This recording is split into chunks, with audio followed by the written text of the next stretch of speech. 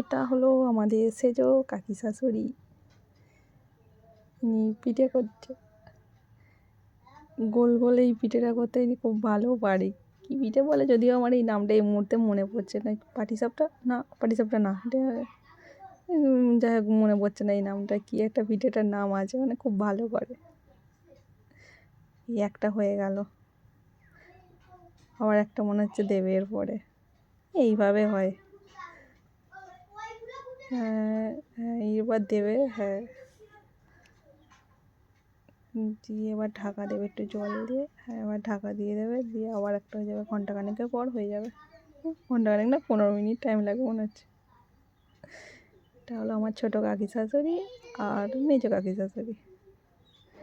এনারা এখানে বানাচ্ছে ভাজা পিঠে, মিষ্টি মিষ্টি। এই হলো আমার সেই খিটখিটে শাশুড়ি গল্প। এটা আমার ছোটো মার শাশুড়ি। আমার শাশুমা এখন বানাবে ভাজা পিঠে। ভাজা পিঠার এখন ব্যাটারটা তৈরি হয়েছে, আর আমি এই ছোট্টো ছোটো করে গোলা রুটি করেছিলাম। যদি একটু ভাঙাভুঙি হয়েছে, লাস্টে মোটামুটি পেরেছে, এই যেরকম হয়েছে মোটামুটি।